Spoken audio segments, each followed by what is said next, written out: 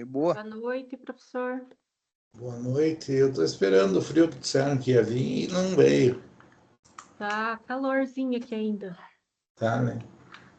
Mas tá certo. Vamos lá, pessoal. Deixa eu passar aqui. Tudo bom.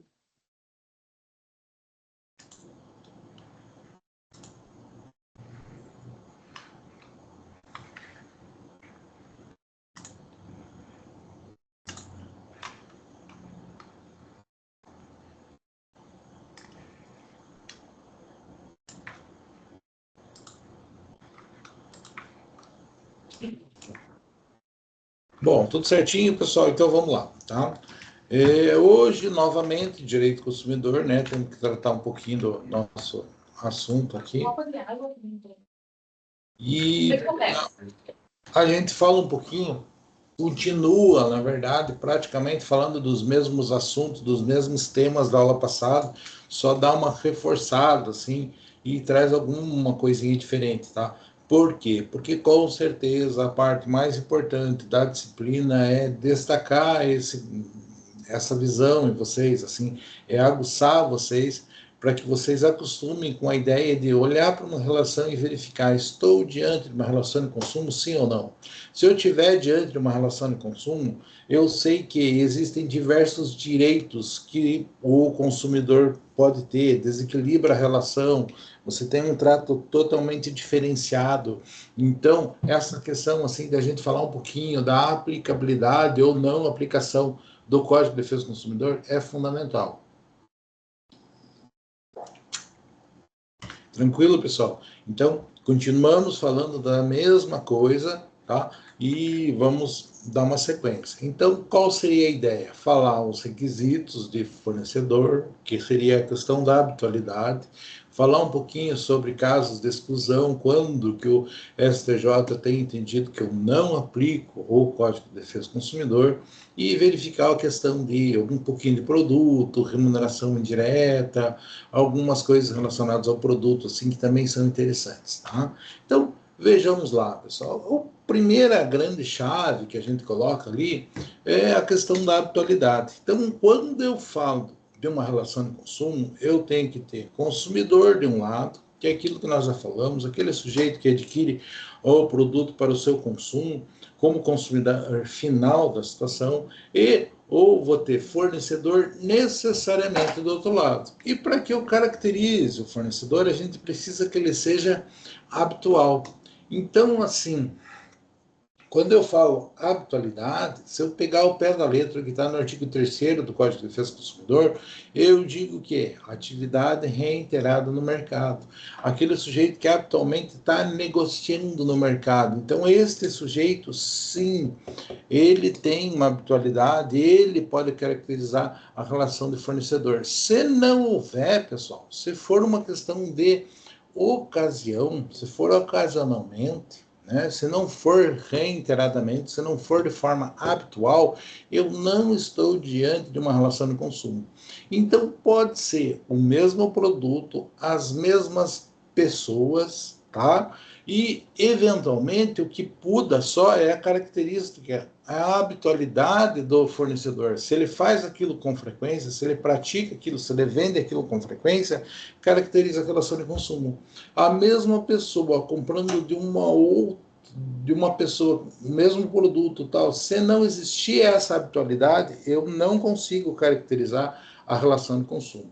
Então, posso dizer para vocês assim que a habitualidade, o profissionalismo é um divisor de águas. Então, se eu tenho o profissionalismo, se eu tenho a habitualidade reiterando aquela atividade, eu tenho a aplicação do Código de Defesa do Consumidor. Se eu não tenho isso, se não é uma atividade profissional, se não é aquela atividade que ele desenvolve com habitualidade, automaticamente eu volto, né, para a questão do direito civil, onde eu trato os dois de forma igual. Tá? Então, qual que é a função do Código de Defesa do Consumidor? Defender o consumidor.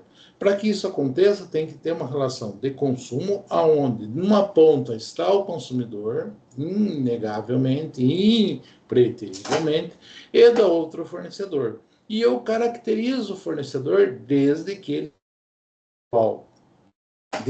ele seja profissional, que ele reitere aquela atividade com bastante frequência. Então, isso faz total diferença, e a gente pega lá do artigo 3º do Código de Defesa, tá? Posso pensar, né, que eu não preciso necessariamente que os sujeitos sejam formais, tá? Eventualmente, eu posso ter um ente despersonalizado, eu posso ter uma pessoa que não tem uma pessoa jurídica constituída, tá? Então eu posso ter uma pessoa física considerada, respondendo, eu posso ter uma sociedade de fato, que é aquela sociedade que está regularmente constituída, né? E ela pode figurar na condição de fornecedor. Então, qualquer ente despersonalizado, qualquer ente que não tenha sua constituição 100% regulamentada no Código Civil, no Código de Defesa do Consumidor, não é pelo fato dele estar irregular, não é pelo fato dele não ter todo o seu ato constitutivo, não é pelo fato de não ter uma pessoa jurídica constituída que ele deixa de ser responsável pelos seus atos. Então, coloque lá a massa falida, o espólio, o camelô, todos eles respondem, não estão formalizados assim, não são entes personalizados, com personalidade jurídica própria. No entanto, eles respondem da mesma forma. Podem figurar como fornecedores, tá? Camelô. Puxa, hoje, camelô aqui em Ponta Grossa, pelo menos, são pequenos empresários, né? Se você for no Paraguaizinho, todos têm empresa, todos têm nota, têm uma relação. Então, são empresas formais, tá? Mas é possível você pensar no camelô, e quando a gente fala camelô, você pensa naquela banquinha do cara que está vendendo uma coisa com uma extrema informalidade, que não é bem a realidade atual, né? Mas não é o fato do sujeito trabalhar na informalidade que ele exclui a possibilidade de ser fornecedor. Porque se eu excluísse aquele sujeito que é informal da relação de consumo, da condição de fornecedor, eu o estaria beneficiando. E não é assim que a lei funciona. A lei funciona com o objetivo de efetivamente proteger o consumidor. Então, se ela tirar os entes despersonalizados, tirar aquelas empresas que não estão corretamente constituídas, formalizadas, ao fazer isso, se retirar isso, o que vai acontecer? Vai acontecer que a empresa vai se beneficiar e o fornecedor vai ser prejudicado. Então, a ideia de caracterizar, independente da formalização da empresa, da pessoa jurídica, do prestador de serviço, de quem está passando o produto que seja, aquele fornecedor não precisa ser 100% formalizado, não precisa estar com a sua contabilidade em dia, não precisa estar devidamente registrado nos órgãos públicos, não precisa constituir uma pessoa jurídica formal. Ele, por simplesmente praticar o ato de mercância de forma reiterada, de forma habitual, de forma profissional, já pode ser colocado na condição de fornecedor. Tudo bem? Por quê, pessoal? Basicamente, para proteger o consumidor. Se eu não fizesse isso, eu estaria protegendo aquele sujeito que é informal. Desta forma, eu consigo garantir a proteção ao meu consumidor. Tudo bem? Vejam lá, já falamos, pessoal, tá? Mas não custa frisar. O Estado pode ser fornecedor? Sim. Então, eu posso pegar qualquer órgão público, assim como concessionárias de serviços públicos. Eu posso pensar, por exemplo, uma concessionária de energia elétrica, de luz, né? Mesma coisa, né? De água, né, de saneamento, posso pensar em telefonia, né? Nós temos muitos serviços públicos, serviços que são, o Estado faz uma concessão ao particular, e essas concessionárias todas aplicam-se o Código de Defesa do Consumidor perante elas, né? Então, já mencionei o caso aqui, as concessionárias de pedágio, da mesma forma, elas estão mantendo alguma coisa que elas estão cobrando com relação a isso. Então, posso pedir a aplicação? Com certeza. Tá? Então, o STJ ele entende que se houver qualquer tipo de remuneração, tarifa, preço, né, com relação ao serviço que está sendo prestado, mesmo que venha de um ente público, aplica-se o Código de Defesa do Consumidor. Por quê? O consumidor, necessariamente, ele está numa condição de inferioridade, né? Ele está numa condição, assim, de vulnerável perante aquele órgão, mesmo que público. Tá? Então, eu aplico de uma forma bem objetiva, bem tranquila, o Código de Defesa do Consumidor. Ah, contra a prefeitura? Posso pensar, contra a prefeitura não, né? Porque a prefeitura é um prédio. Mas contra o município, sim, com certeza, né? Ah, contra qualquer concessionária, posso utilizar isso com bastante tranquilidade, tá? Então, não existe dúvida disso nos julgados atuais. Lógico, né? Se tiver uma interrupção injustificada de serviços, tal, serviços essenciais, alguma coisa assim, eu vou pleitear na condição do consumidor. Agora, se existe justificativa, gente, se existe um porquê daquele problema, né? Claro que quando eu estou tratando de serviço público, eu posso ter uma série de questões sendo envolvidas. Então, se existir uma justificativa que envolva interesse público, eu posso pensar, eu posso aceitar, posso ter formas diferentes de tratar isso, né? Então, isso nada mais é do que pegar a teoria do direito lá, né, do Miguel Reale Júnior, e teoria tridimensional do direito. Fato, valor e norma. Então, vou pegar a norma, vou pegar o fato concreto e vou valorar as duas coisas. Ah, existe uma justificativa para aquela situação que aconteceu? Envolve um ente público, envolve o interesse da coletividade? Ah, é assim que eu vou trabalhar. Fato, valor e norma. Tudo bem? Mas não existe a vedação, não existe nada que proíba a aplicação do Código de Defesa em serviços públicos. Muito pelo contrário, mesmo sendo um serviço público, o consumidor tem direito de aplicação, de reconhecimento do seu direito de uma forma especial. Tudo bem? Coisas interessantes que a gente coloca, né, pessoal? Quando eu falo remuneração, não precisa necessariamente essa remuneração, este pagamento, esta contraprestação que vai ser feita do produto que eu estou recebendo, do serviço que eu estou recebendo, às vezes ela está embutida, às vezes ela está incluída em outra transação, às vezes ela está assim de uma forma diferente, você passa de uma outra forma. Então, por exemplo, pessoal, esses tempos eu estava fazendo um processo de inventário. Na verdade, não era um inventário. E para não dar diferença nos quinhões do marido e da mulher, a gente acabou fazendo o pagamento lá de parte do negócio com outro bem. Ah, então quando eu falo pagamento, não preciso necessariamente estar pegando dinheiro, né? Volte lá para o conceito de direito das obrigações, onde quando a gente fala de direito das obrigações, a gente está falando de um direito pessoal que visa uma prestação. Essa prestação está sendo paga quando você está cumprindo ela. E às vezes o pagamento não precisa necessariamente ser dinheiro, né? Então, às vezes, qualquer outra coisa, qualquer outra forma de retribuição, de justificativa, às vezes justifica que está existindo um produto e que está existindo pagamento. Então, não precisa necessariamente você estar pagando, comprei isso, estou pagando tanto por isso. Às vezes eu recebo coisas e o preço está embutido em coisas completamente diferentes, né? Então, efetivamente, eu entendo isso.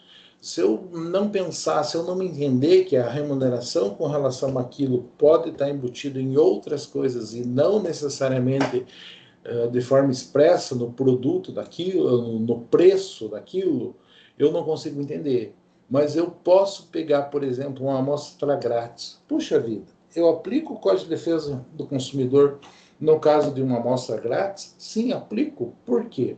Porque quem me forneceu é um fornecedor que faz aquilo com habitualidade e está utilizando da amostra para demonstrar o seu produto, tá? Para fazer uma propaganda do seu produto, fazer um marketing para que eu vire cliente e no futuro eu adquira aquele negócio.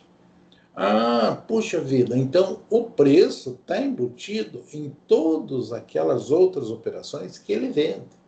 O custo está embutido naquilo. Então, eu considero sim, mesmo que eu esteja diante de uma relação onde alguém cede apenas uma amostra grátis, sim, existe uma relação de consumo. Não tem um preço expresso para aquela amostra, para aquele produto, mas o preço está embutido em todo o resto das mercadorias comercializadas. Então, eventualmente, a remuneração, a onerosidade da relação não está de forma expressa, ela está implícita em todo o negócio, em toda a situação. Né? De uma forma bem objetiva, né? Nós podemos dizer que quando eu estou fornecendo alguma coisa, eu estou assumindo o risco. Ah, estou dando remédio por amostra grátis, tal. O cara vai lá e toma o remédio. Puxa vida, se o remédio fizer mal, se tiver qualquer problema, o cara vai responder? Vai. Ah, então tem responsabilidade civil? Tem. Precisa do Código de Defesa do Consumidor para colocar isso? Não. Puxa vida, então quando ele está fornecendo o brinde, né, quando ele está dando a amostra, ele está assumindo a responsabilidade, está. Puxa vida, não é mais uma forma da gente demonstrar que eu estou realmente cobrando de alguma forma, que ele vai ter alguma vantagem para isso? Sim.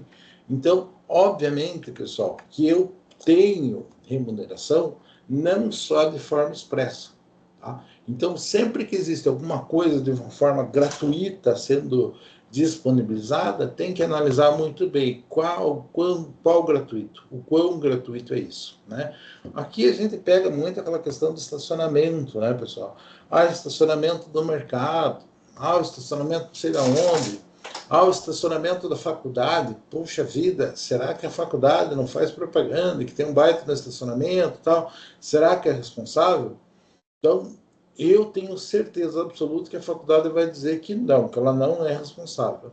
Mas tenho certeza também que, se for para a justiça discutir uma situação dessa, é muito possível que eles sejam condenados. Ah, não tem propaganda, não tem cobrança, mas está incluído no valor da mensalidade de vocês o custo para manter esse pátio bonitinho, pintadinho, para que vocês cheguem, vão ali e estacionem. Então, remuneração direta é algo muito comum e a gente tem que ter algum tipo de onerosidade, algum tipo de remuneração para poder caracterizar a relação de consumo. Só que isso é muito fácil de encontrar na grande maioria dos negócios, ok? Professor, Diga. igual a gente vê em farmácias, assim, que tem aquelas placas em estacionamento dizendo que não são responsáveis se ocorrer, sei lá, um furto, um dano, alguma coisa no carro, né? Na verdade, são responsáveis, né? Na verdade, a placa só existe por quê? Para tentar minimizar, né? Para tentar te deixar esperto. Agora, isso não tira a responsabilidade de forma alguma deles, tá? Isso é jurisprudência pacífica, tranquila com relação a isso, tá? Ah, não é porque eu pus uma placa dizendo que eu não me responsabilizo. Da mesma forma, eu mantenho estacionamento, tenho um custo para fazer aquilo, ficar ali limpo, iluminado, certinho, funcional, para que os meus clientes vão ali. Eles vão ali por quê? Porque é bom o estacionamento para eles. Tem custo para manter o estacionamento? Tem custo. Ah, eles me cobram? Não me cobram. Não me cobram por fora, mas está embutido no valor das mercadorias. Esse é um entendimento tranquilo do STJ. Inclusive, pessoal, é essa súmula que nós estamos mencionando, súmula 130. A empresa responde por dano ou furto de veículo em seu estacionamento. Ah, então, puxa vida, é muito comum de caracterizar essa situação e dá para a gente levar isso para diversas situações, né? Aplica-se inclusive em estacionamentos gratuitos de shopping. Ah, sim. Então eles viram que mesmo sendo gratuito eles são responsáveis, então vamos cobrar. A maioria dos estacionamentos hoje são cobrados. A partir do momento que cobra, fica mais inegável ainda a responsabilidade. Tem alguma possibilidade de você deixar o teu carro em um estacionamento, sujeito a lhe cobrar pelo estacionamento e ele não ser responsável? Não tem. A única discussão que a gente pode ter é se isso for gratuito. Só que daí você tem que analisar, puxa vida, é gratuito mesmo, ou existe uma remuneração indireta embutida no preço do produto, do serviço comercializado? Existe? Ah, então existe responsabilidade, ok? E é nesse entendimento que o STJ se posiciona há muito tempo. Então, nós temos assim um posicionamento do STJ bastante claro com relação a isso e que não dá margem à interpretação de uma forma diversa, tá? Bom, já falamos no passado, talvez assim estou repetindo, mas é importante isso, pessoal, que nós temos lá o artigo 3º, parágrafo 2º, que exclui, parte final dele, né, exclui de uma forma expressa a relação de trabalho. Então, se caracterizar de alguma forma uma obrigação trabalhista, né? E daí tem aquelas situações, a questão trabalhista tem que caracterizar vínculo de emprego, tem que ser pessoal, habitual, remunerado, subordinado e consensual. Tem que ter essas 5 características para caracterizar uma relação de emprego. Se tem essas 5 coisas, nossa, então é um empregado. Se é um empregado, pepino é muito maior, né? Daí você não fala de relação de consumo, daí você fala de uma relação de trabalho. E daí a situação se inverte, né? Porque daí, se você pensa na aplicação da Código de Defesa do Consumidor, eu que recebo o serviço, estou na condição de consumidor, eu sou o hipossuficiente, eu sou o vulnerável. Se caracteriza a relação de trabalho, aquele sujeito que está trabalhando para mim, ele que está numa condição de vulnerabilidade, ele que é protegido pela lei. Mas, para que isso aconteça, a gente precisa que exista a caracterização da relação de trabalho. Então, tem que ser pessoal, habitual, remunerado, consensual e pessoal, habitual, remunerado, consensual e habitual. Sei lá, tem que ter os 5 elementos que a gente precisa para caracterizar a relação de trabalho. Caracterizou, esqueça o Código de Defesa do Consumidor. Inclusive, daí você tira a proteção de você e joga a proteção para o trabalhador. Não tem como ser diferente, pessoal, né? Quando eu estou diante de uma relação trabalhista, o que eu aplico é a consolidação das leis do trabalho e a Justiça do Trabalho ganha competência para atuar sobre o caso. Tá? Não existe dúvida com relação a isso e é uma lei um pouco mais específica para aquele caso concreto. É uma lei mais específica? Uma forma de resolver antinomias jurídicas é por meio da especificidade. A lei especial derroga a lei geral. Por quê, pessoal? Porque não tem nenhuma objetividade nisso, na finalidade comercial típica do polo passivo. Então, não é esta situação. A situação é, se é uma relação de trabalho, ela exclui outras. Tá? Eu tenho que trabalhar, mencionar, eu tenho que proteger o trabalhador. Muda completamente o objetivo, não tem justificativa de eu pensar em uma relação de consumo em concomitância com uma relação de trabalho, ok? Mas isso é, de certa forma, bastante comum. Eu já vi pessoas tentando discutir relações semelhantes a essa no juizado especial. E daí chega no juizado especial e, às vezes, até o leigo começa a julgar esse negócio até que alguém viu a relação de trabalho. Relação de trabalho tem que ir para a Justiça do Trabalho. Até empreitadas pequenas, então, não só vínculo de emprego, mas relação de trabalho, a competência é da Justiça do Trabalho. Então, a gente tem que preservar isso, respeitar, até porque é um valor um pouco maior, que é o do direito do trabalho propriamente dito. Tá? Jurisprudência sobre a inaplicabilidade, né? Então, o STJ utiliza o critério do finalismo mitigado e a existência de leis especiais para afastar o Código de Defesa do Consumidor em certos cenários. Então, quando ele verifica assim, puxa vida, mas não existe aquela hipossuficiência, ou o consumidor não é tão vulnerável assim, né? Então, algumas vezes, o STJ analisa de uma forma um pouco mais subjetiva, né? E ele vai analisar, puxa vida, tem uma lei específica? Ah, então não se discute. Mas, eventualmente, né, não existem aqueles elementos, não existe a vulnerabilidade típica do consumidor.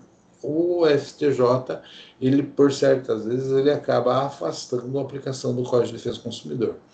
É exceção à regra, mas existem algumas situações onde nós conseguimos visualizar essa situação.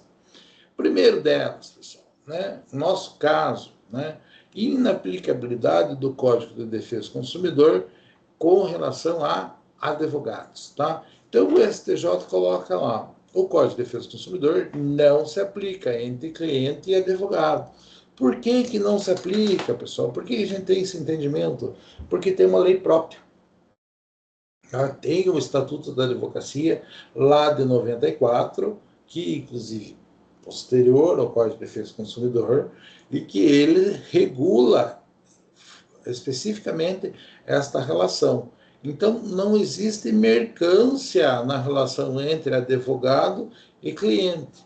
Inclusive, uma coisa que às vezes eu até tenho dificuldade de entender é que a advocacia não é mercantil. A advocacia não visa lucro, a advocacia, puxa vida, mas então o que a advocacia preza? Né?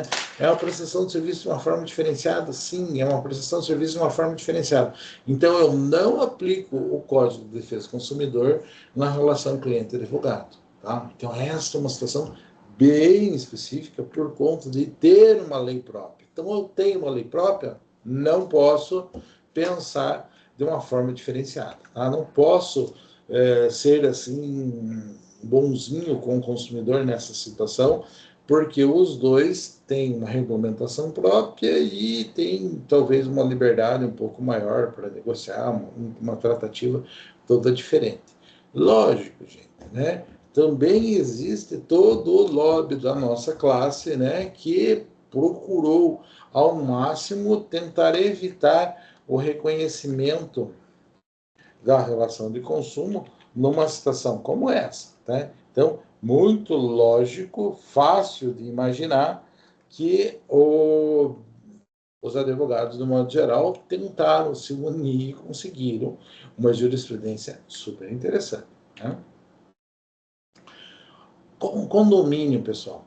Quando eu falo condomínio, eu falo condomínio, domínio comum. Né? Domínio é sinônimo de propriedade, então copropriedade. Então, propriedade comum, eu estou falando do quê? De sociedade, tá? Então, se eu não estou falando de propriedade comum, obviamente que não há relação de consumo dentro do condomínio, porque condômino com condômino são sócios, não é ali consumidor, não tem um fornecedor nessa situação.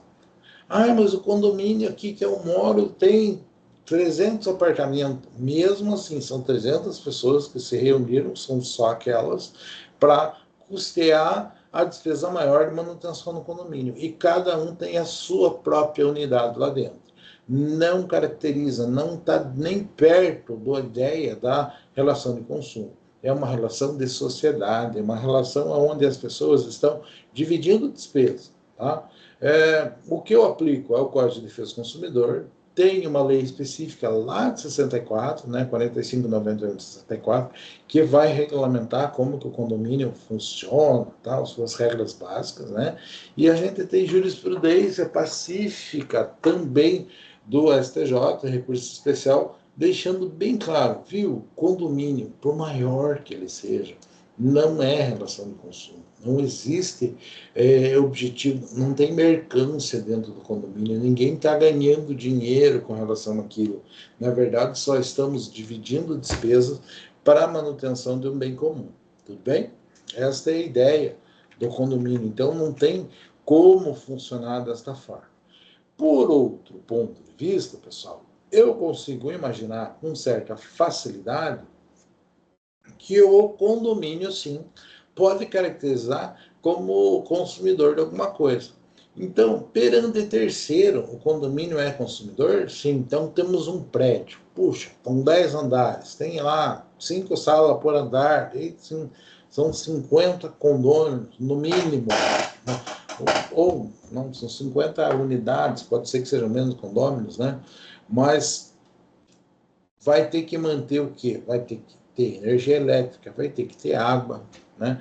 E vai ter que ter um elevador, vai ter um monte de coisa que tem um custo considerável. Eu vou contratar uma empresa que é especializada nisso.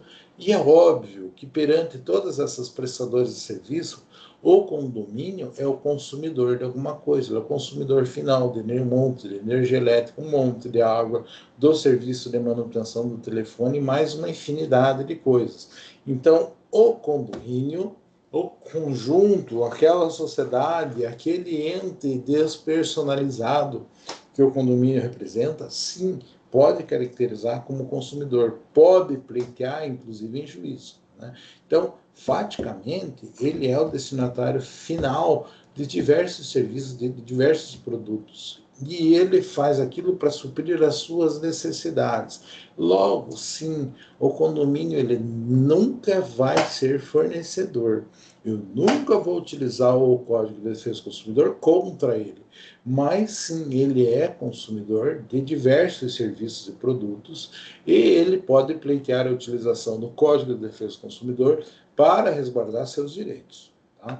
Então, isso é assim, tranquilo, pacífico, acredito que fácil de entender, mas para o leigo, gente, talvez isso não seja tão lógico assim.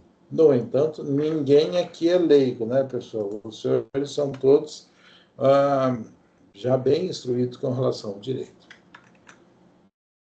O que mais relevante, pessoal, nós temos aqui?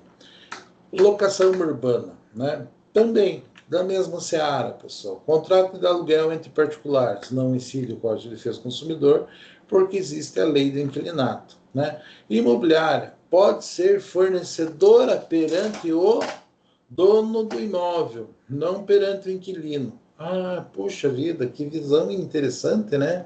Então há um inquilino, o inquilino tem uma situação diferenciada.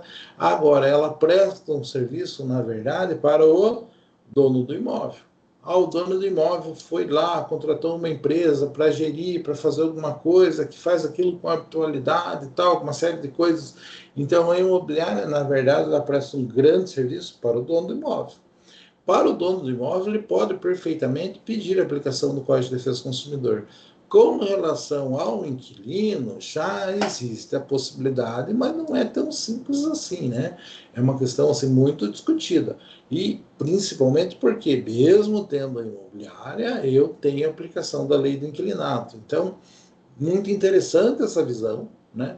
Muito interessante essa colocação, né? E muda um pouco a forma de ver as coisas. Então, o proprietário de imóvel, puxa vida, ele está contratando um serviço diferenciado perante a imobiliária. O inquilino é uma situação diferente, porque tem lei própria tratando da relação dele. Tudo bem? Então, são formas diferentes de ver a coisa que eventualmente podem passar desapercebidas. Falamos ainda de que não se aplica, né, o Código de Defesa do Consumidor à previdência fechada. O que seria a previdência fechada, pessoal? Tem uma súmula do STJ que diz isso. O CDC não incide em previdência fechada. Motivo: ausência de lucro. Para que exista alguma situação, assim, algumas diferença, para que exista a aplicação do Código de Defesa do Consumidor, tem que ter a finalidade mercantil, tem que ter a ideia de ter lucro, né, pessoal? Quando eu falo de uma previdência aberta, que abrange diversas pessoas, daí, sim, aplica-se o Código de Defesa do Consumidor. Por exemplo, eu tenho uma previdência privada que é mantida pelo Banco Itaú. Eu entro naquela previdência privada. Com relação a esta previdência privada, é aberta para qualquer pessoa que queira se associar lá do Banco Itaú.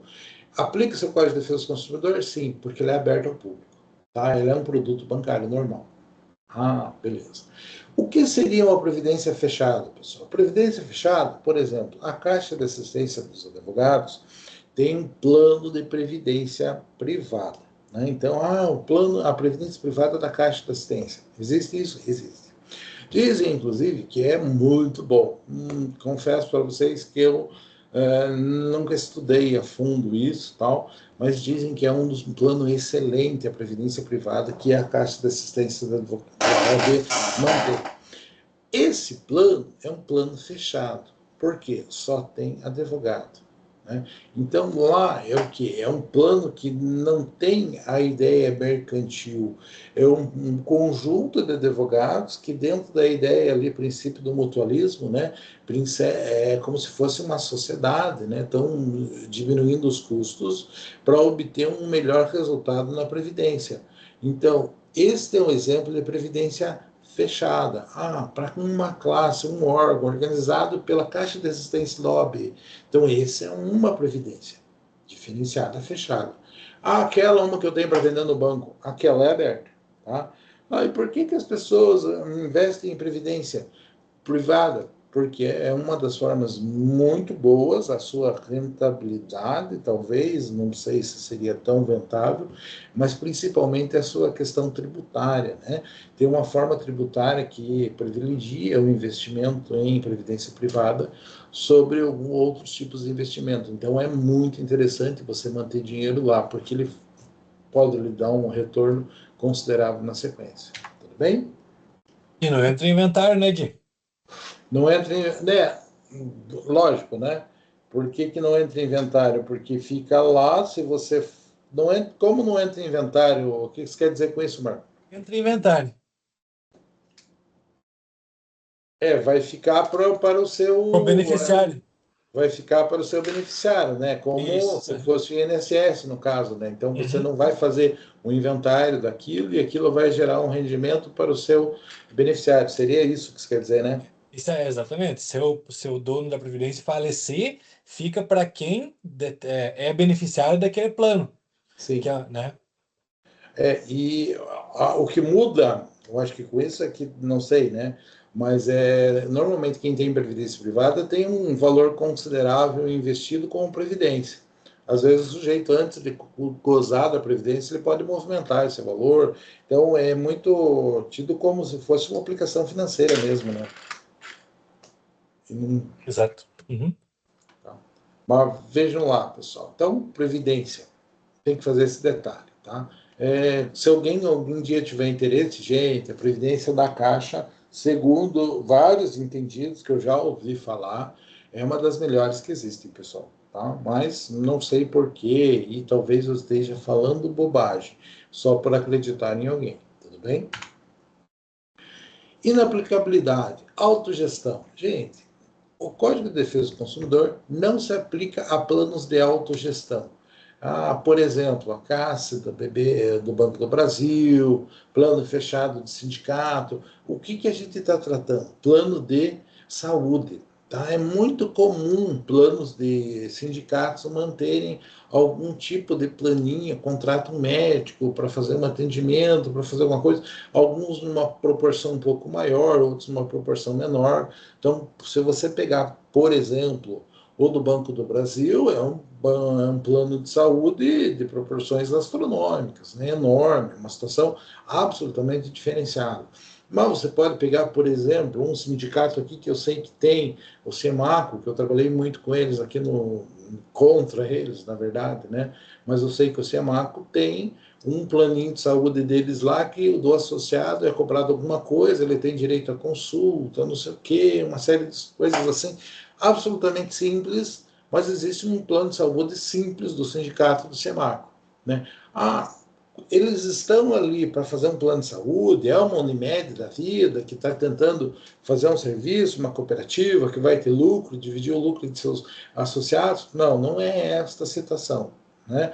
Quando a gente fala desses planos de saúde de autogestão, né, esse plano de saúde assim de um sindicato, qual que é a ideia? Novamente, vamos nos reunir, suprir a nossa necessidade e cobrir os custos. Então, considerando que a autogestão de um plano de saúde é especificamente para cobrir os custos e se manter, então foge aquela ideia da mercância, foge a ideia da obtenção de lucro. Então, se eu não vou obter lucro com este negócio, não faz sentido a aplicação do Código de Defesa do Consumidor. Né? Então, Para que eu caracterize isso, eu preciso, né, pensar numa mercância, numa lucratividade da operação. Senão, eu caio naquela ideia do condomínio. Eu caio na ideia do rachar despesas, que é a sociedade. Se eu for sócio, eu não sou consumidor. Tudo bem? Ainda, pessoal, dentro da ideia, não vou aplicar obra por administração, né? Então, assim, são algumas pessoas se unem e vão fazer uma obra, né? Como? Regime, vamos dividir as despesas? Não tem como eu pensar na aplicação do Código de Defesa do Consumidor. Mas já situações assim comum que eu já vi. Uma família se reúne, vão lá, e vão, compram um imóvel e vão construir um prédio. Puxa vida, o prédio é grande, dá para pensar numa construtora, uma série de coisas. Posso pensar no Código de Defesa do Consumidor, olhando de fora? Sim. Agora, se é a família, se são os donos do imóvel que se reuniram para edificar a coisa, não faz nenhum sentido eu pensar na aplicação do Código de Defesa do Consumidor. Novamente, eu tenho o quê? Sociedade, eu tenho condômino, eu tenho domínio comum. Não tem porquê eu fazer de uma forma diferente. Eu já vi, inclusive, pessoal, situações onde, imagine condomínio grande, viu uma situação como essa na praia, né? O pessoal, a construtora foi lá, tinha um imóvel, vendeu para um monte de gente, começou o projeto e não conseguiu terminar. O que aconteceu? Ela acabou deixando o que tinha, o imóvel, o projeto e alguma coisinha que ela fez para os futuros proprietários, e esses proprietários se cotizaram e efetivamente fizeram a construção do que era projetado. Começou como um negócio mercantil, mas terminou como uma obra por administração, por um gerenciamento próprio daqueles proprietários, né? Então, obviamente, nessa situação eu tenho um condomínio e eu não tenho nenhuma possibilidade, né, de aplicação do Código de Defesa do Consumidor, porque eu estou tirando a mercância, eu estou tirando a ideia do lucro nesta situação. Lógico, né, pessoal, que quando eu falo de banco, né, não existe dúvida com relação à aplicação do Código de Defesa do Consumidor, né? Então, ele é aplicável às instituições financeiras? Sim. Por quê? Talvez ninguém seja mais suficiente, entendido e expert em alguma atividade do que um branco propriamente dito. Além disso, pessoal, eu vou dizer assim, o banco responde objetivamente por tudo que os terceiros fizerem. Sim, então é comum ter problema? Sim, é comum ter problema. Essa semana eu já tenho um clientinho que ele já é assim, bem complicado, né? Por quê? Porque ele separou, a esposa deu um pé na bunda dele, daí o patrimônio ficou em comum, não foi dividido, e o patrimônio não é pouca coisa, é alguma fazenda e coisa arada, e um monte de coisa. Daí a esposa já casou com outro, ele nem sabia. Daí, assim, acontecem coisas na vida desse sujeito que vocês não acreditam. E daí, de uma hora para outra, ele vai lá, pega um carro, 15 dias depois, vai fazer um negócio com o carro, ele descobre que alguém pegou o carro dele e financiou no nome de terceiro. O cara foi lá, pegou o carro dele, financiou, pegou o dinheiro e deixou o carro como a garantia daquela obrigação. Não estou nem entrando no mérito de dizer se estão pagando o financiamento que fizeram no nome dele ou não. Eu estou dizendo que pegaram o carro dele e financiaram. Como é que fizeram? Não sei.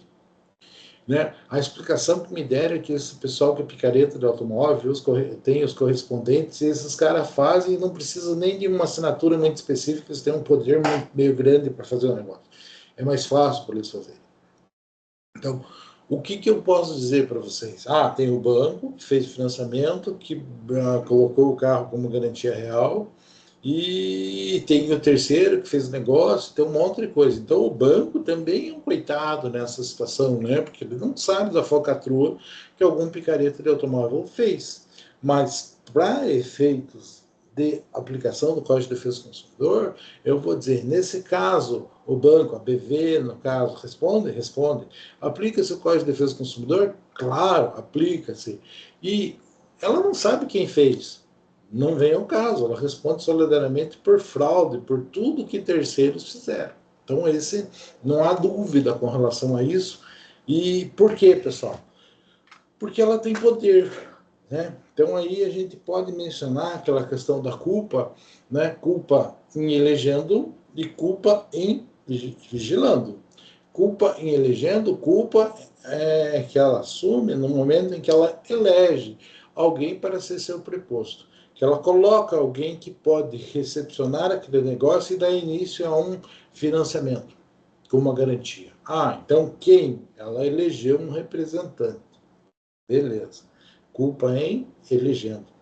Além disso, nós vamos dizer também que ela tem a culpa em vigilando. O que seria a culpa em vigilando? A responsabilidade de vigiar o que os atos que esse preposto nomeado por ela está praticando. Então, nós vamos dizer, sim, o Código de Defesa do Consumidor se aplica às relações bancárias, às instituições financeiras, e a responsabilidade é objetiva perante tudo que alguém fizer e que o banco elegeu essa pessoa para trabalhar. Então, o funcionário, o terceirizado, o representante, são todas pessoas elegíveis pelo banco, que o banco elegeu, que o banco atribuiu poderes e que por isso ele tem responsabilidade e que por isso ele deveria fiscalizar. Tá? Então, não existe nenhuma dúvida com relação a isso. Tranquilo? Vejam, pessoal, a aula de hoje, assim, por mais que pareça não ser tão pouca coisa, é uma repetição eterna de um monte de coisas, né? Mas vamos dizer assim, existe, pessoal, assim, uma coexistência tranquila. Eu consigo manter de uma forma assim, sem nenhuma dificuldade, o Código de Defesa do Consumidor e o Código Civil sendo aplicados simultaneamente. Então, eles convivem de uma forma harmoniosa, sim, com certeza. Então, eu vou, por exemplo, pensar um contrato de seguro. Gente, o contrato de seguro está regulado dentro do Código Civil, um contrato formal, tem uma série de coisas previstas dentro do Código Civil. Então, tem inúmeras coisas que são relacionadas ao Código Civil, ao contrato de seguro, que estão regulamentadas dentro do Código Civil. Beleza? Beleza. Mas eu com uma instituição financeira. Um banco, eu sou vulnerável, sou hipossuficiente, sou.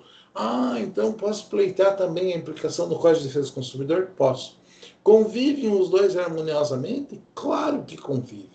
Uma construção civil, gente, numa construção civil eu posso pensar numa construção, numa sociedade, num condomínio, assim como eu posso pensar no BID, ir lá numa construtora enorme, contratar ela para fazer alguma coisa para mim. Eu, enquanto Edi, sozinho, sem condomínio, sem nada, contratando alguém que é expert no assunto, existe uma vulnerabilidade? Claro que existe. Então, é possível existir uma construção civil? Sim. E é possível que tudo isso que funciona sob diversas regras de direito civil, exista uma relaçãozinha de consumo entre a construtora e o EDI? É possível. Tá? Então, tudo aquilo que está no Código Civil já é garantido, ok? Agora, aquele viés aonde eu verifico uma vulnerabilidade, uma situação específica, eu posso pegar em um ponto específico, em um viés específico da relação e aplicar o Código de Defesa do Consumidor. Eu acho assim que o contrato de seguro é muito específico com relação a isso, é uma demonstração muito boa com relação a isso. Por quê? Porque ele tem toda essa regulamentação, todo o seu pezinho dentro do direito civil. Mas a partir do momento que ele é manejado por uma instituição financeira, né, e tem todas aquelas características, é muito normal que o sujeito que está aderindo a ele é um consumidor, ok? Então, a gente consegue ter fontes de direito tanto no Código Civil quanto no Código de Defesa do Consumidor, e em muitas situações eles podem conviver harmoniosamente. Vejam, estou pegando exemplo, o Código de Defesa do Consumidor e o Código Civil, que é uma lei mais geral. Se eu não consigo pegar do Código do Consumidor para uma lei mais específica, porque daí a lei mais específica derroga totalmente o Código de Defesa do Consumidor. Agora, o Código de Defesa do Consumidor vai regular apenas aquilo que está previsto nele. O resto, o que é específico e que necessita de uma outra legislação, permanece no Código Civil. Tudo bem?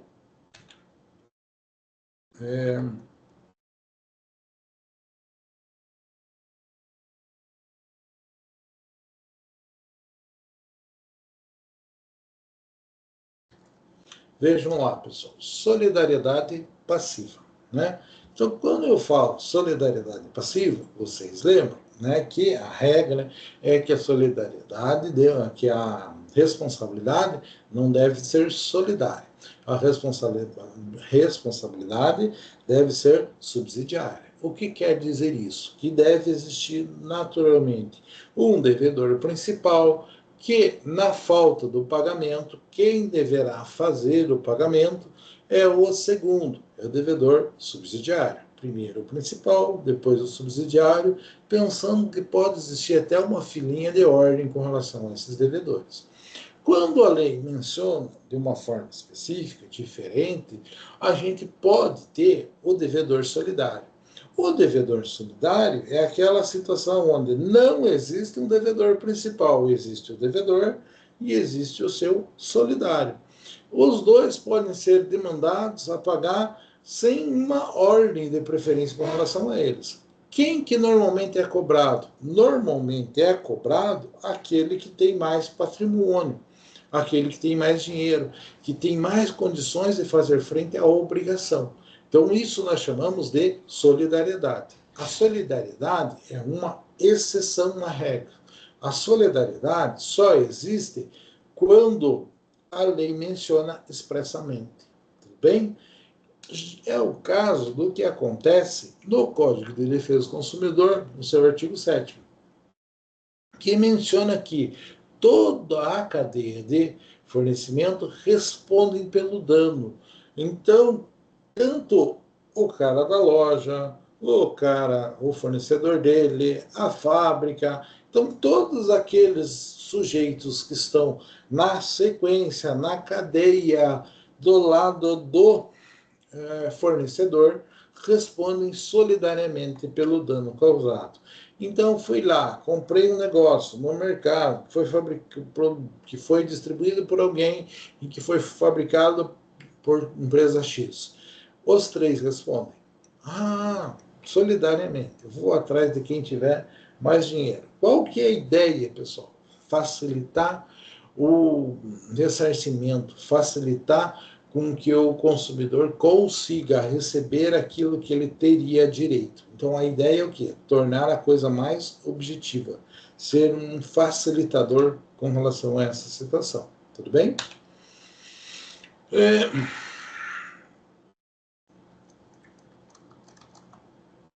Só um pouquinho, gente.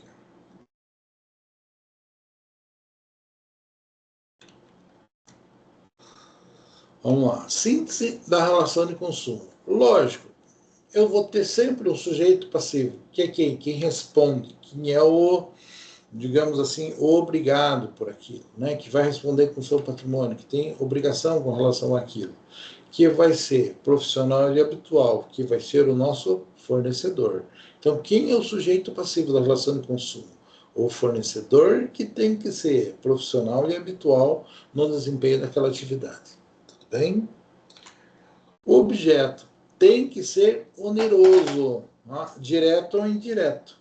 Então, não existe relação de consumo se não tiver um pagamento. Agora, a amostra grátis tem pagamento. Tá? Tem alguma vantagem. Às vezes, uma mera propaganda tem vantagem. Às vezes, não sou eu que pago, é uma outra pessoa que está pagando, mas existe pagamento. Muito cuidado com relação de pagamento indireto, pagamento realizado por outro, pagamento por terceiro. Eu fui numa festa, tem um jantar, comi um negócio, feito dor de barriga. Tem relação de consumo? Claro que tem. O dono da festa pagou. Então eu tenho que tomar cuidado com relação a isso. Agora, para que caracterize a relação de consumo, tem que existir essa onerosidade. Não pode ser divisão de despesas, não pode ser sociedade, não pode ser condomínio, não pode ser divisão da obra, não pode ser isso. Eu preciso ter alguma forma de remuneração com relação àquele produto, mesmo que seja indireto, mesmo que seja por meio da propaganda que está sendo realizada. Tudo bem? Eventualmente, tem lucro, né?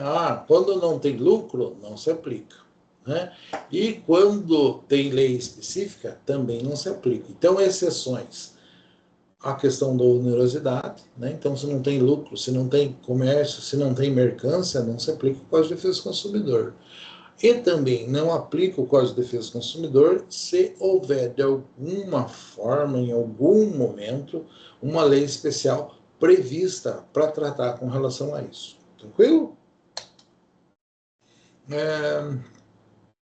O que mais eu menciono, pessoal? Então, quando eu falo tudo isso, eu tenho que lembrar que a definição adotada pelo Código de Defesa do Consumidor é extremamente abrangente. Ela engloba qualquer bem comercializado, físico, não, digital, material, não, direito. Então, qualquer coisa que vai ser comercializada, ela pode caracterizar o produto para o nosso fim aqui. Então, parágrafo 3º, artigo 3º, parágrafo 1º. Produto é qualquer bem, móvel, imóvel, material ou imaterial. Então, qualquer coisa pode ser produto, pessoal. Qualquer objeto, qualquer direito, qualquer... lembrem do caso do jovem que joga no videogame e que paga uma grana só para o bonequinho do jogo virtual dele ter uma roupinha diferente. Puxa vida, isso custa. Isso é um produto, sim. Existe material? Não existe. Existe no mundo absolutamente virtual. E tem gente que gosta e faz muito sentido que seja cobrado com relação a isso. Objetos imateriais, né? O conceito de produto abrange tudo isso, pessoal. Né? Então, qualquer coisa, um software, né? Dados eletrônicos, investimento financeiro, né? Vamos pensar em criptomoedas, pessoal. Então, não precisa mais ser material. Né? Pode ser absolutamente imaterial, pode existir um mundo que não é palpável, e isso tem valor, e sim, isso é um produto. Né? Vou dizer que existe uma jurisprudência tranquila, pacífica, reconhecendo a plena proteção a tudo aquilo que é realizado, contratado por meio da internet. Então fez com base na internet, tem aplicação do Código de Defesa do Consumidor? Com certeza, porque não teria. Né?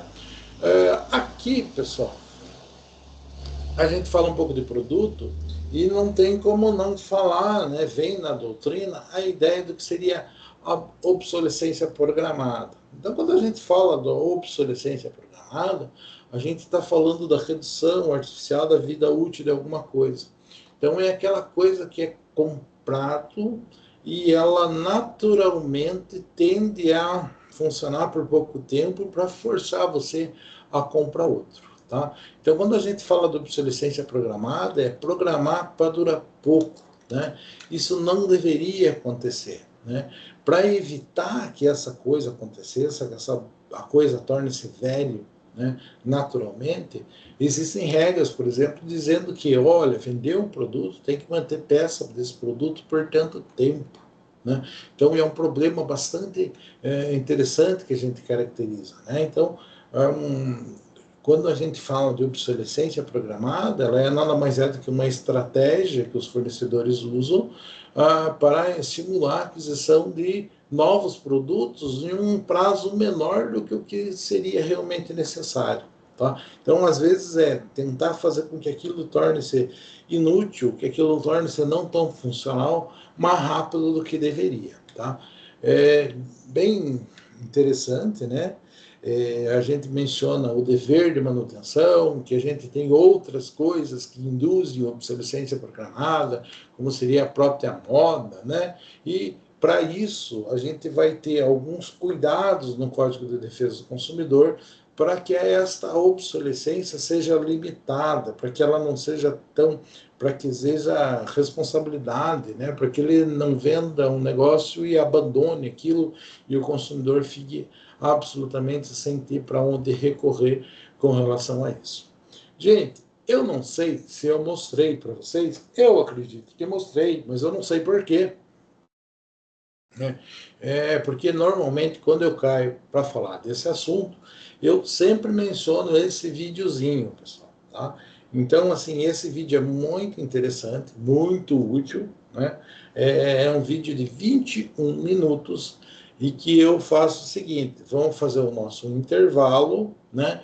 E eu gostaria, assim, que depois do intervalo, que tá lá no Moodle, tá aqui o link, tem no YouTube, é um vídeo em inglês que foi dublado, né? Então é um vídeo desses bonequinhos que vocês estão vendo que explica a história das coisas, tá? Explica como que a coisa foi, as coisas são construídas, desde o problema, de onde vem, não, a questão da obsolescência é bem colocada, a questão do capitalismo, a questão do consumismo, basicamente. Então é bem interessante para você ter uma visão geral com relação a isso. Então, digo para vocês, gente, por favor, eu poderia perfeitamente, se nós estivéssemos em uma aula presencial, colocar este vídeo para ser apresentado em sala de aula, tá?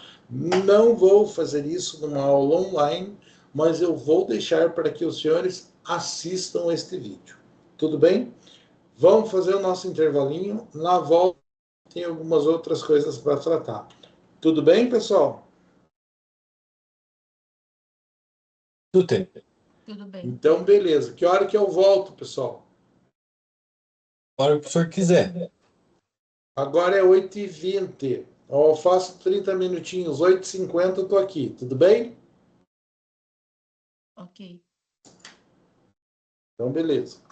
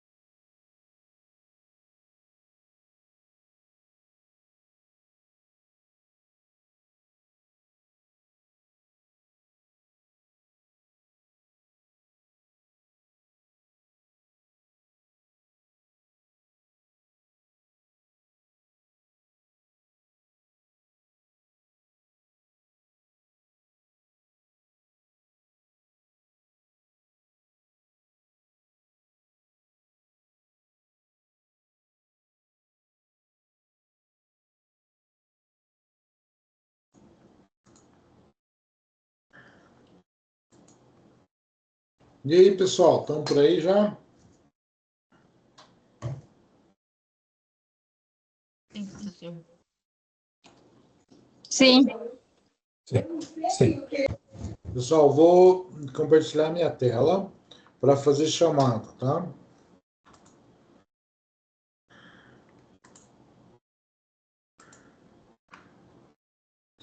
Vamos.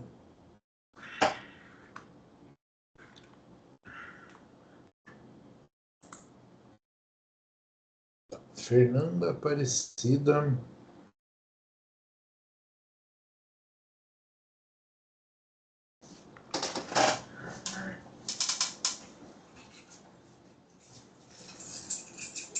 Fernanda Aparecida Zandesca, não está aí, né, pessoal?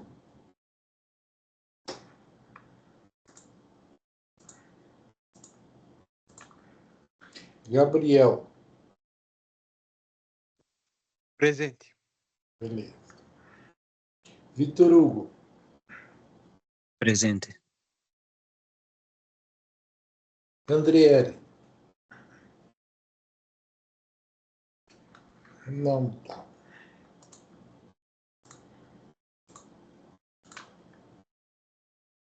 Alessandra tá ali. Ana Presente. Caroline tá ali. Ana Maria Cordel Presente. tá ali.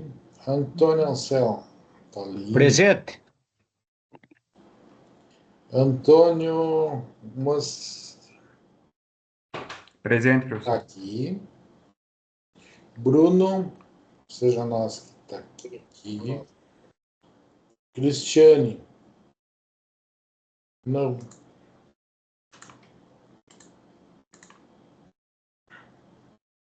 Tayana tá ali. Presente. Edilson tá ali. Eduardo de Lima.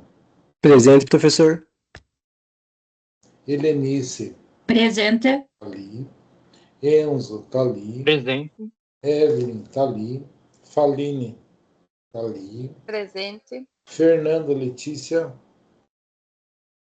Não. Nenhuma das Fernandas.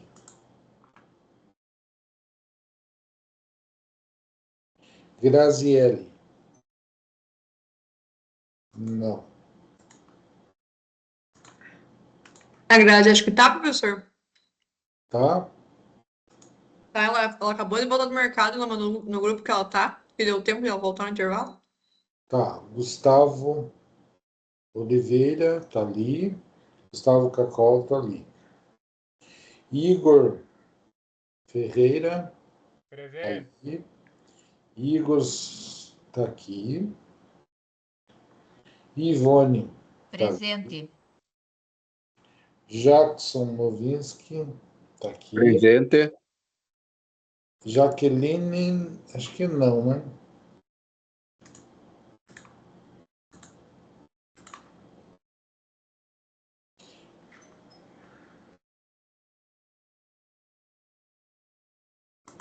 Ah, já acerta a Fernanda ali. Jéssica, Presente. João Amauri tá ali. Presente. Karine tá aqui. Presente. Lorena, Presente. entendeu? Luiz Guilherme, Presente. Marcos José. E não tá. Professor, a Fernanda tá aqui. Oi? Fernanda Letícia, tô aqui. Acabei de O voltar. outro Marcos tá aí? Tá. Sim. A Maria Fernanda tá ali. O Patrick tá ali. Presente. Micaele. Micaele tá de licença maternidade, né? Sim. Ricardo. Não.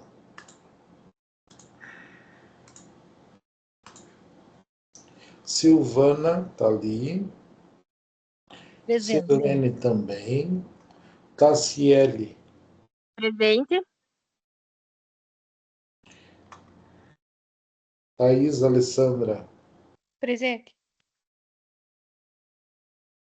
Tá ali. E o Vitor já tinha chamado. Só a Fernanda que me mandou mensagem. Ali agora. Professor, Diga.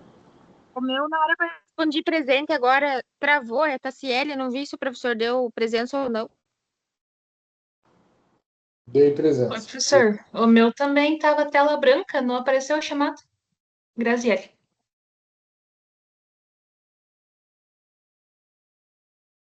Não, mas eu vi que estava aí. Uhum. Tranquilo, pessoal?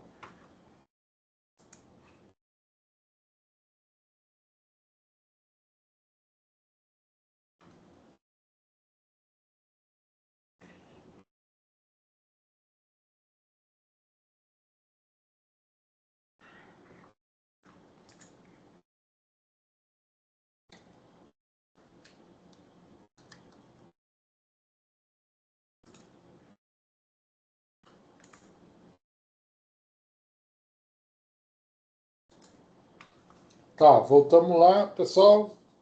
Vejam, pessoal, tem o link no Moodle, é um vídeo interessante. Se vocês não gostarem, tem alguma coisa errada com vocês, não com o vídeo, tá? Fiquem à vontade, vejam lá tranquilo, é uma coisa bem útil, assim, pela forma com que ele se apresenta. É um vídeo bem interessante, de uma coisa bem útil, assim, tá? É claro que é um pouco crítico, mas é bem tranquilo, tá? Feitas essas considerações, né, considerando que é uma disciplina tranquila, né, eu tenho apenas que indicar o vídeo para vocês ainda, para vocês fazerem, e eu tenho algumas questões que eu gostaria que vocês resolvessem. Gente, qual que é, ó, remuneração indireta? Sobre o conceito de serviço do Código de Defesa do Consumidor, assinale a correta. O que eu coloco ali como correto, pessoal?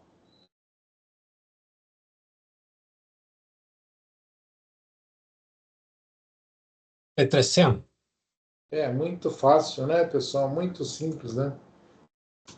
E aí aqui a gente tem colocado isso de uma forma bem tranquila.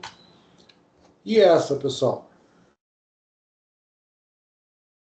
Segundo o STJ, a relação cliente-advogado.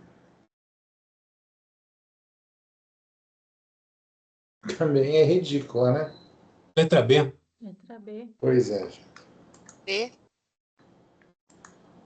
E a terceira? O Código de Defesa do Consumidor não se aplica a qual das relações abaixo?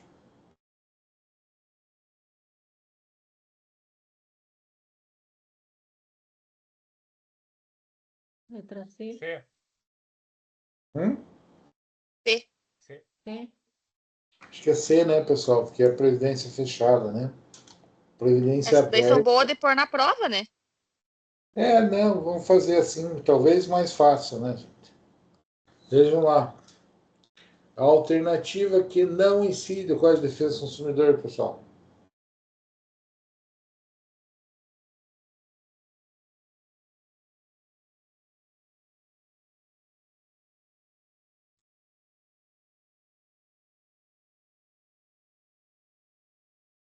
Ah, né? Letra A.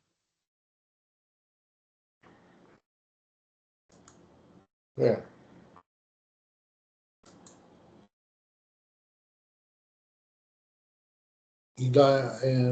E essa, pessoal?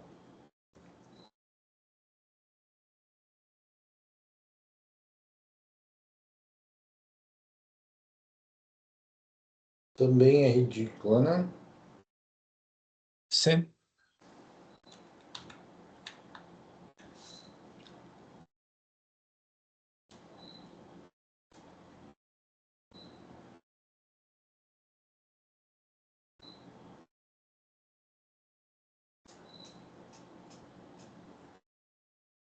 Essa é ridícula, porque está na aula, né? Mas na prova vocês esquecem da palavrinha. Letra A. Hã? Letra A. Concordam com ele, gente? Letra C. Excesso de autogestão. A autogestão está fora, né? É verdade. Tá? Então, como eu disse, assim, na prova vocês eram. Aqui tem um mapinha, pessoal, com tudo que nós falamos, de uma forma bem simplesinha e tal. E aqui está um resuminho do que a gente mencionou em sala. No entanto, professor, pessoal, super simples. É só 9 horas, mas eu estou com o meu dever cumprido. Da minha parte, vocês estão dispensados. Fiquem à vontade. Eu estou à disposição para o que vocês quiserem. Beleza? Por nós, dispensado também. Beleza. Boa noite, professor. Ah, Boa noite, professor. Boa noite. tranquilo. Amanhã eu estou aí, pessoal. O que quiserem, fique à vontade.